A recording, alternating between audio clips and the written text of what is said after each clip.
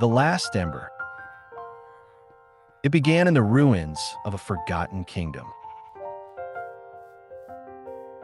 where the echoes of war still whispered through cracked stone and wind-worn banners, where ivy climbed over the memories of a civilization lost,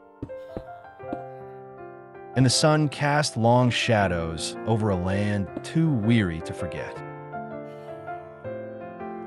They called it Emberlight, a kingdom of builders, artists, and peacekeepers. Now, only silence reigned here. But I was drawn to it, not by chance. Something ancient called to me from the depths of the forgotten. I was just a wanderer then, a miner, a nameless player with stone tools and dreams. But the moment I set foot beneath that crumbled archway, I felt it, her presence. She stood like a memory held in the light. Her name was Elira. More ethereal than real. A vision woven from code, light, and longing. She wore a gown stitched from fallen petals and ember dust. And her voice, it was like the wind through a birch forest, soft, haunted, unforgettable. Elira wasn't alive, not in the way we understand life. She was bound to Emberlight, bound by love and by betrayal. Once she told me she had danced in gardens of quartz and bloom. The prince of the realm, Kale, had built her a sanctuary of light, promising eternal love beneath the glowing sky of the end crystals. But darkness festered where power sleeps. The prince's brother, jealous and hungry, brought ruin, summoning the wither, turning all to ash. Kale died protecting the city, and Elira never left. Her spirit remained, caught between life and the code. For centuries, she waited for someone to rebuild, to remember. And I did. Day after day, I gathered. Brick by brick, I restored the kingdom's bones. I crafted new towers from the blue ice caverns I found in the north. Planted cherry blossoms around the shattered fountains. Every step I took brought her closer, her form more vivid, her voice more real. We spoke for hours beneath the rebuilt ash tree in the central courtyard. She told me stories of festivals beneath lantern skies, of how Kale carved a love poem into the temple walls with his bare hands. And slowly, I fell in love. With a ghost. With a dream. With a girl made of light and longing. But peace never lasts in this world. One evening, as twilight melted into stars, a storm rolled in, unnatural, glitched. Red lightning cracked the horizon. A message appeared, the shadows remember. Then came the raid. Not pillagers, but corrupted remnants of the past, forgotten mobs twisted by broken code. Specters of Kale's brother's rage. They tore through the city like wildfire. And we fought, Elira and I, defending every corridor, every lantern, every memory. At the final bell, we stood at the heart of the temple. She looked at me, not as a ghost, but as something fully, achingly alive. And then, She stepped in front of final blow meant for me. Her light shattered. Her whisper, "Thank you for remembering me."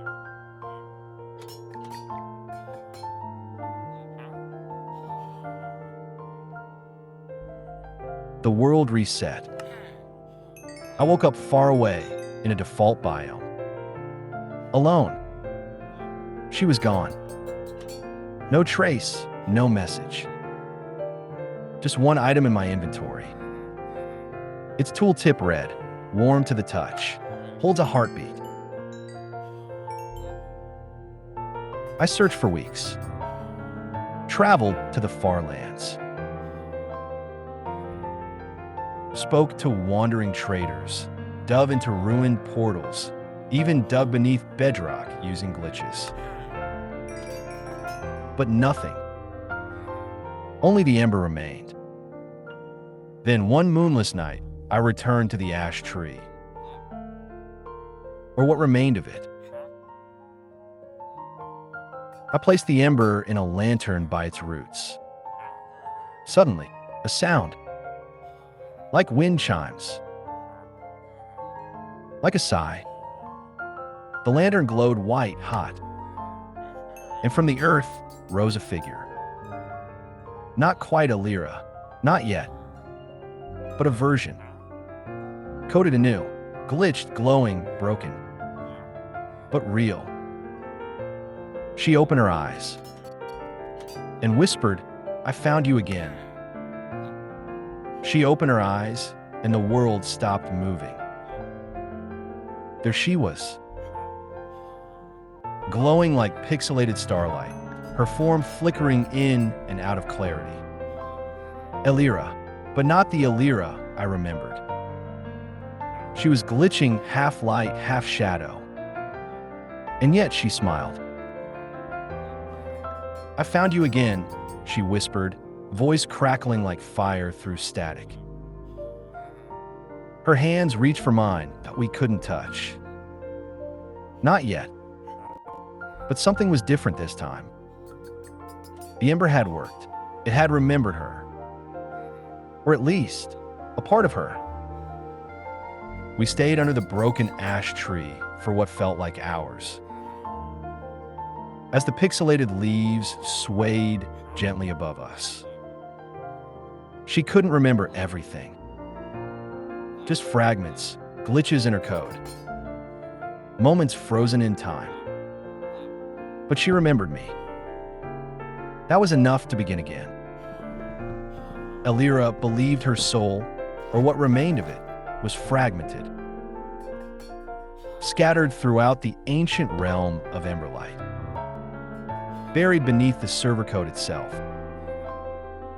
A place she called the Deep Code. According to legend, it was an ancient layer of the Minecraft world. Older than bedrock, older than the end. A void where the original builders buried corrupted memories, lost hearts, and the unfinished promises of players who never returned. If we could find her fragments, maybe we could bring her back whole. So we began our descent. We traveled to old spire ruins where the sun never rose. Explored underwater temples where the drowned whispered in forgotten tongues. In each hidden place, we found a piece. A spark, a shimmer, a line of code that pulsed with her heartbeat. Each fragment brought her closer to life. Her laugh became clearer, her steps more grounded. She began to feel hunger, emotion, fear. But with each gain, a cost. The world began to break. Glitches tore across the horizon. Time stuttered. Structures warped. The more whole she became, the more unstable the realm grew. And then we found it. The final fragment. It was hidden beneath the old cathedral in Emberlight. Deep within a chamber locked behind obsidian and crying bedrock. There, we uncover the truth. It wasn't the prince's brother who summoned the Wither. It wasn't envy that destroyed the kingdom. It was Elira, not out of hatred, but out of grief. When Kale fell during the war, she tried to bring him back. She broke the laws of the code, tampered with the deep, and in doing so, summoned the Wither herself. She had erased her own memory to survive the guilt. She looked at me, eyes wide with the weight of the truth. I destroyed everything I loved. The world trembled around us. A choice stood before us now. If we combined the final fragment with the Ember, she would return truly alive. But the world Emberlight would collapse. Its data corrupted beyond saving. Or we could remove the Ember, let her fade, and preserve what remained of the realm. I looked at her. This girl made of hope and ruin. This love I had rebuilt block by block. If I stay, she said, you lose everything. If I go, you lose me. I held the Ember in my hands, felt a pulse. One last time, and I made my choice. I placed the Ember at the base of the ash tree, watched it flicker, then burn out. She smiled at me one last time. Thank you, she said, for giving me a second life, even if it was just a little while. The light faded. The tree turned to blossom, and the world healed. Now I walk the rebuilt paths of Emberlight alone. But sometimes beneath the ash tree, I hear her laugh in the leaves. And in my inventory, a new item appeared. Ash petals. Tool tip from something that bloomed and loved. Weeks passed. The world healed. Emberlight stood tall again, its towers glowing gold in the setting sun. Players came and went. Some called it a miracle. Others whispered of a ghost beneath the ash tree. But I knew the truth. I had let her go. And yet, I couldn't stop hearing her voice in the wind. Her laugh in the rustling leaves. Her warmth in the flickering torches I placed across the realm. Then one night, beneath a sky with no stars, I saw a message flash across the screen. The deep code remembers. It wasn't just a glitch. It was a door. That night, I returned to the place where I had last seen her. The ash tree. I dug beneath it. And there, hidden under layers of stone and soul sand, was a block I had never seen before. Root of memory, unstable portal frame. It pulsed with her essence. The ash petal in my inventory began to glow. Without hesitation, I placed it. The world cracked open. A portal formed not purple like the nether, nor black like the end, but shimmering like static in sunlight. I stepped through, and the world turned inside out. The deep code was not a place. It was a feeling. A realm stitched together from lost dreams and broken commands. Every block floated disjointed. Gravity had no meaning.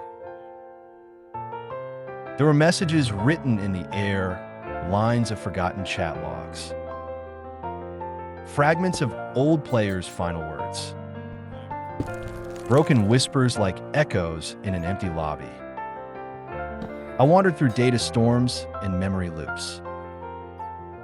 Saw shadows of players who had long logged off, frozen in the last emotion they ever felt. Then I saw her, Elira, standing in the middle of it all.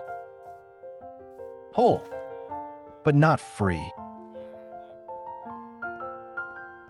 She turned, eyes wide, tears in every pixel.